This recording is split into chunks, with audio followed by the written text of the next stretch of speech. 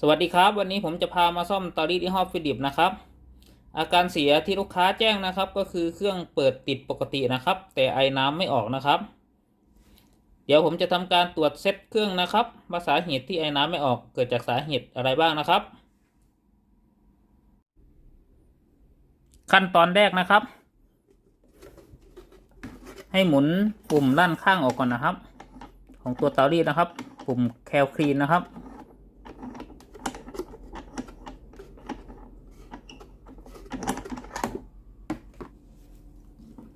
จากนั้นนะครับทำการเสียบปลั๊กนะครับแล้วก็เปิดตัวเครื่องนะครับเมื่อเราทำการเปิดเครื่องแล้วนะครับอันดับต่อไปนะครับก็คือบอร์ดจะสั่งงานไฟ220โวลต์ VAC มาเลี้ยงในส่วนของตัวหม้อต้มนะครับหม้อต้มจะต้องร้อนนะครับเริ่มมีไอนะครับหม้อต้มร้อนเนี่ยนะครับบอร์ดก็จะทำการจ่ายไฟมาเลี้ยงในส่วนของตัวปั๊มน้ำนะครับปั๊มน้ำก็จะทำการสูบน้ำจากแทงน้ำเข้ามาในส่วนของตัวหม้อต้มนะครับ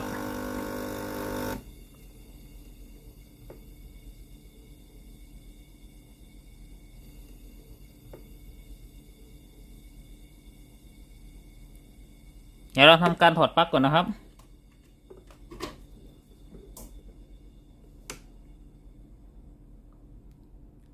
ขั้นตอนแรกนะครับผ่านไปแล้วนะครับก็คือหม้อต้มร้อนปกตินะครับก็คือมีไฟจ่ายมาเลี้ยงในส่วนของตัวหม้อต้มเนี่ยนะครับหม้อต้มร้อนเนี่ยนะครับคือในส่วนของตัวหม้อต้มไม่เสียเลยนะครับแล้วก็ปั๊มสามารถสูบน้ำจากแทงน้ำเข้ามาในส่วนของตัวหม้อต้มได้นะครับไหลออกมาจากฝั่งนี้นะครับพอผมไม่ได้ปิดไว้นะครับก็คือปั๊มน้ำตัดปัญหาไปนะครับตัวนี้ปั๊มน้ำดีนะครับเดี๋ยวเราไปดูขั้นตอนต่อไปนะครับทำการปิดจุกหม้อต้มก่อนนะครับ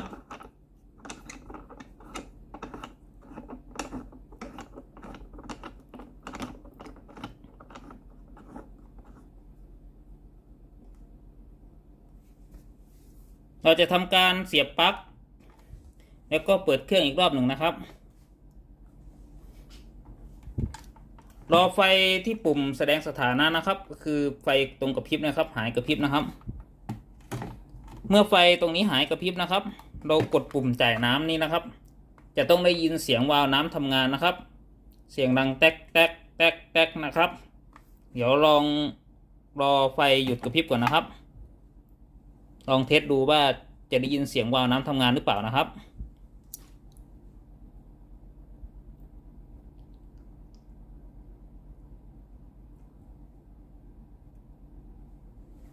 ไฟแสดงสถานะพร้อมใช้งานอยู่กับพริบแล้วนะครับเดี๋ยวผมทำการกดปุ่มจ่ายน้ำนะครับ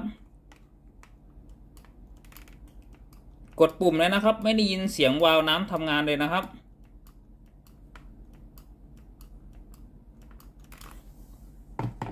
เราจะทำการแกะเครื่องดูนะครับถ้ากดปุ่มจ่ายน้ำแล้วนะครับไม่ได้ยินเสียงในส่วนของตัววาล์วน้ำทำงานนะครับเราก็จะไปตรวจเซตในส่วนของตัวอิเล็กโทรวาล์วหรือคอยวาล์วดีหรือเปล่านะครับบอร์ดสามารถจ่ายไฟมาเลี้ยงในส่วนของตัววาล์วน้ำได้หรือเปล่านะครับหรือว่าสวิตช์ตัวนี้สั่งงานตัวนี้เสียหรือเปล่านะครับเดี๋ยวเราทำการแกะดูข้างในเครื่องก่อนเลยนะครับก่อนทำการแกะเครื่องทุกครั้งนะครับรอเครื่องให้หายร้อนก่อนนะครับประมาณ 2-3 ชั่วโมงนะครับเราจะทำการแกะเครื่องนะครับ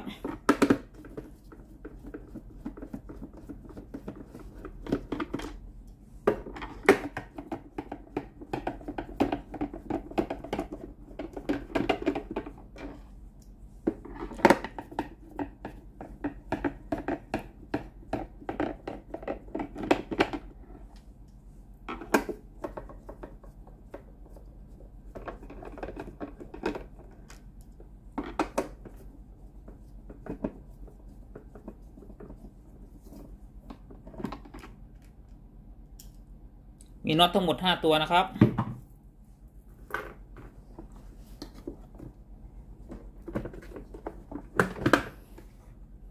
เอาตัวแทงน้ำออกนะครับ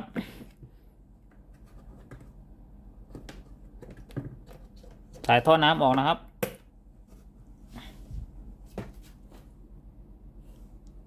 หลังจากที่เราเทสเครื่องดูนะครับ กดปุ่มจ่ายไอ้น้ำไหมนะครับไม่ได้ยินเสียงวาล์วน้ำทำงานนะครับก็คือไม่ได้ยินเสียงดังแตกแตกแตกแตกนะครับเราจะมาตรวจเซตในส่วนของตัวคอยตัวนี้นะครับมาคอยวาล์วหรือวาล์วน้ำตัวนี้มีปัญหาหรือเปล่านะครับ หรือมีไฟจ่ายมาเลี้ยงหรือเปล่านะครับ ไฟที่จ่ายมาก็จ่ายมาจากตัวแผงควบคุมนะครับ เดี๋ยวผมจะทำการถอดสายไฟที่ต่อมาเลี้ยงในส่วนของตัววาล์วน้ำออกก่อนนะครับ สาย2 เส้นนะครับสายสีดำและสายสีแดงนะครับ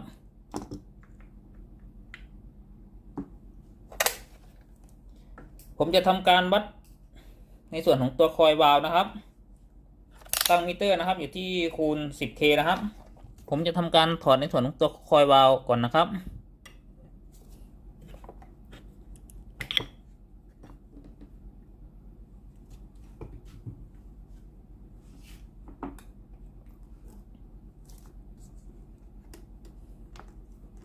ผมจะทำการวัดในส่วนของตัวคอยวาล์วนะครับ2 ขั้วนะครับ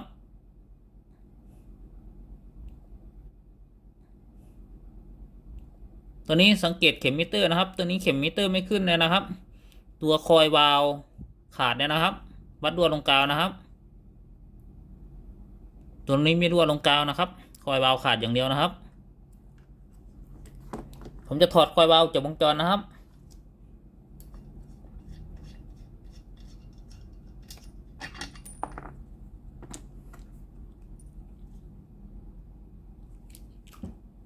ก่อนที่ผมจะเปลี่ยนในส่วนของตัวคอยวาล์วออกจากวงจรนะครับเดี๋ยวผมจะพาเทสในส่วนของตัวไฟที่มาเลี้ยงในส่วนของตัวคอยวาล์วก่อนนะครับก็คือไฟ2 เส้นนี้นะครับถ้าเราไม่มีคอยวาล์วพร้อมที่จะเปลี่ยนนะครับเราต้องเทสระบบไฟก่อนนะครับมันมีไฟมาเลี้ยงปกติหรือเปล่านะครับเราค่อยซื้อในส่วนของตัววาล์วน้ำมาเปลี่ยนนะครับ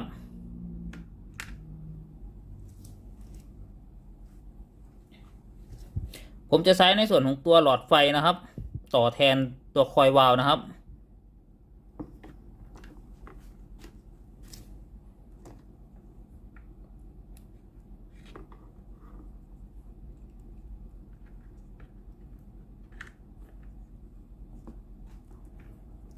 พันพลาสเทปไว้นิดหน่อยนะครับ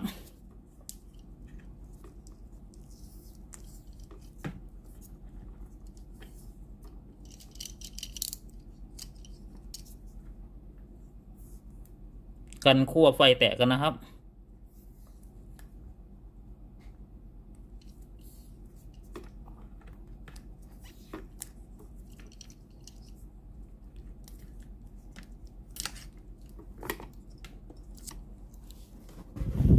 จากนั้นผมจะใส่ในส่วนของตัวแทงน้ำนะครับเข้าที่เหมือนเดิมนะครับ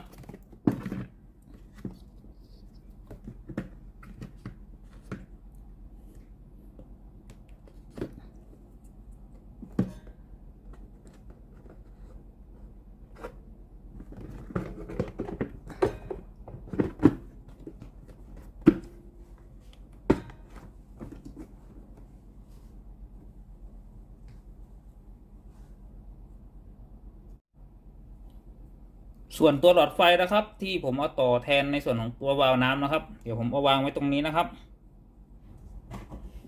ผมจะทำการเปิดเครื่องนะครับ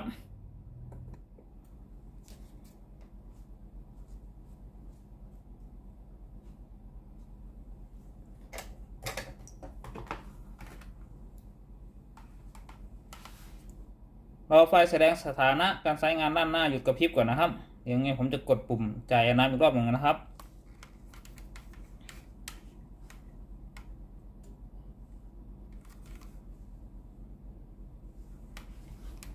ตัวนี้ไฟแสดงสถานะการใช้งานหยุดกระพริบนะครับ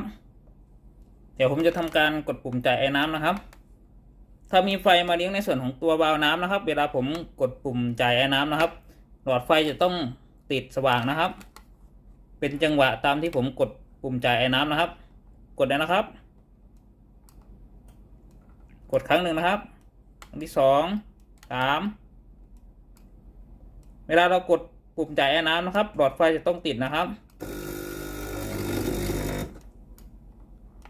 ตามภาพเลยนะครับ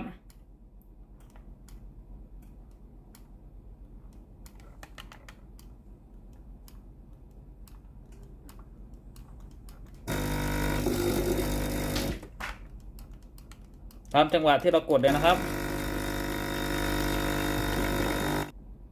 ถ้าเทสได้อย่างนี้นะครับ เวลากดปุ่มจ่ายน้ำนะครับหลอดไฟตรงนี้ติดนะครับก็แสดงว่ามีไฟมาเลี้ยงในส่วนของตัวคอยวาล์วนะครับก็คือในส่วนของตัวบอร์ดควบคุมปกตินะครับสวิตช์จ่ายน้ำตรงนี้ก็ปกติเลยนะครับก็คือเราเปลี่ยนในส่วนของตัวชุดคอยวาล์วหรือชุดอิเล็กโทรวาล์วเครื่องก็จะสามารถใช้งานได้ตามปกตินะครับถ้าสมมติว่าไม่มีไฟจ่ายมาหลอดไฟไม่ติดเลยนะครับเราก็ต้องไล่กลับนะครับว่าในส่วนของตัวสวิตช์จ่ายน้ำมีปัญหาหรือเปล่าหรือในส่วนของตัวแผงควบคุมหรือบอร์ดพาวเวอร์นะครับมีปัญหาหรือเปล่าครับถึงไม่จ่ายไฟมาเลี้ยงในส่วนของตัวคอยวาล์วนะครับถ้ามีไฟมาเลี้ยงนะครับสมมติว่าเราสั่งซื้ออะไรมาใส่นะครับก็แสดงว่าเครื่องมันต้องใช้งานได้นะครับถ้าเครื่องใช้งานไม่ได้แสดงว่าอะไรที่เราสั่งซื้อมามีปัญหานะครับเดี๋ยวผมจะทำการเปลี่ยนคอยวาล์วเข้าไปในวงจรนะครับนำโครงบนออกก่อนนะครับ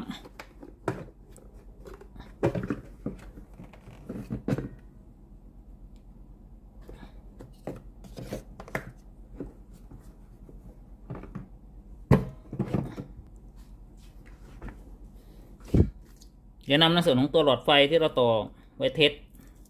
ออกก่อนนะครับ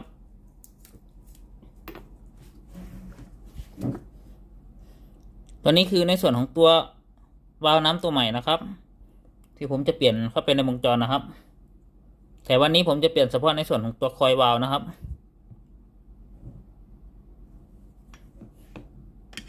เดี๋ยวนำคอยวาล์วออกก่อนนะครับ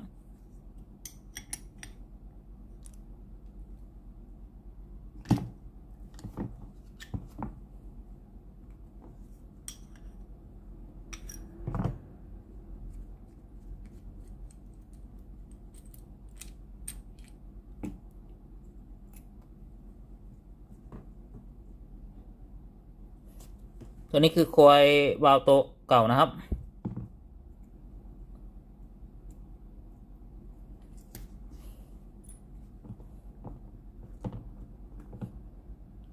เดี๋ยวผมจะวัดเทียบนะครับระหว่างวาล์วดีและวาล์วเสียนะครับมันต่างกันยังไงนะครับ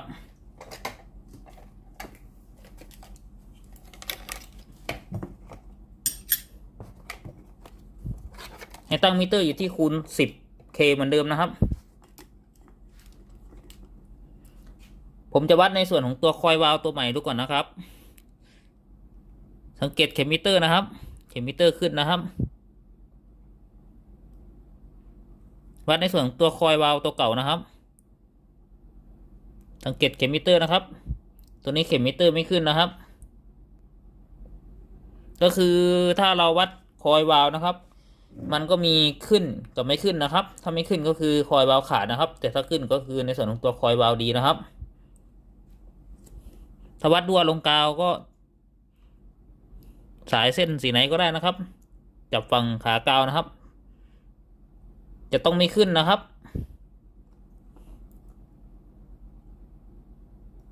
ถ้าขึ้นก็แสดงว่าคอยวาล์วรั่วลงกาวนะครับก็คือก็จะเกิดอาการก็คือไฟดับทั้งบ้านนะครับไม่งั้นก็เครื่องเปิดสักพักหนึ่งก็จะตัดดับแล้วครับ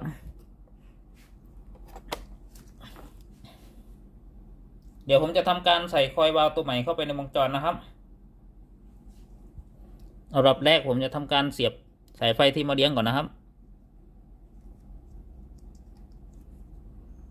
2 เส้นนะครับ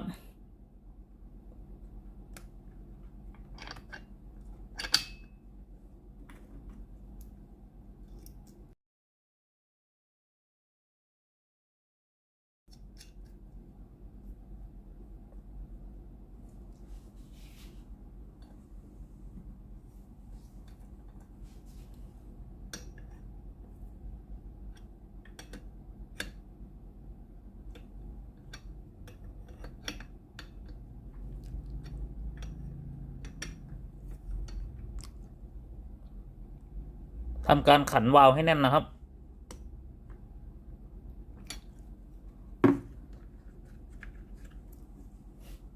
เป็นอันว่าเปลี่ยนเสร็จแล้วนะครับจากนั้นก็จะทำการประกอบในส่วนของตัว เครื่องนะครับใส่ในส่วนของตัวแทงน้ำก่อนนะครับสายท่อน้ำกลับนะครับอย่าลืมใส่นะครับไม่งั้นน้ำรั่วนะครับ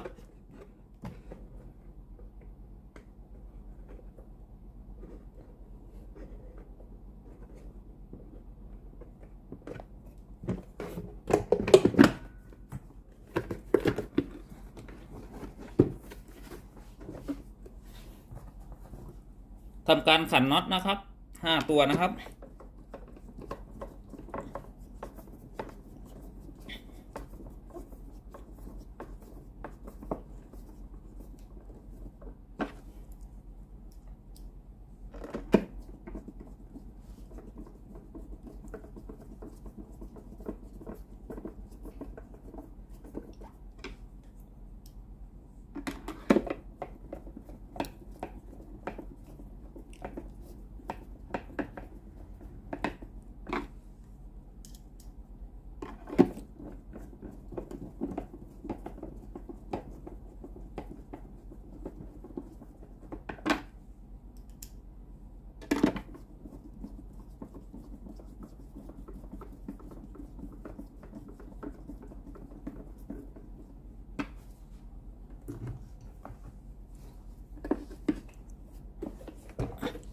ใส่จุกด้านข้างเลยนะครับ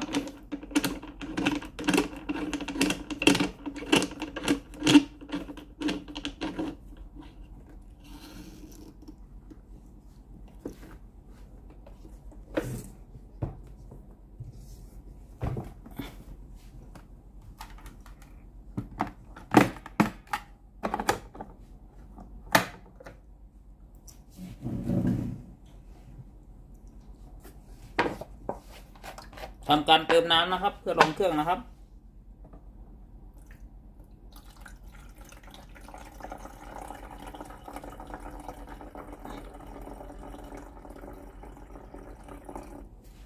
ทำการเปิดเครื่องนะครับ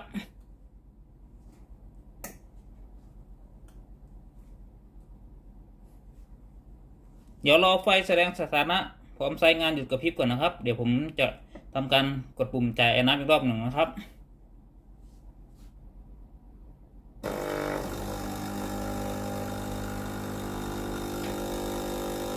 ได้ยินเสียงปั๊มน้ำแล้วนะครับ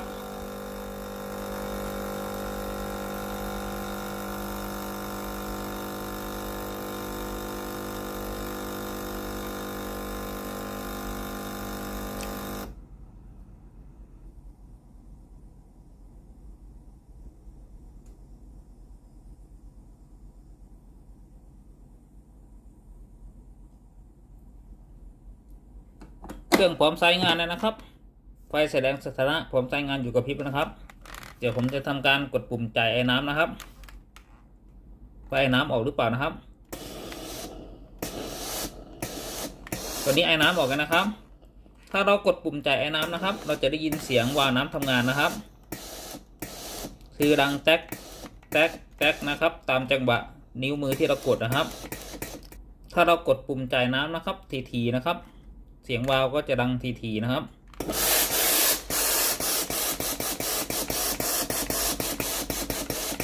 ตามจังหวะมือที่เรากดนะครับผมเสียงวาล์วก็จะดังตามจังหวะมือที่เรากดเลยนะครับ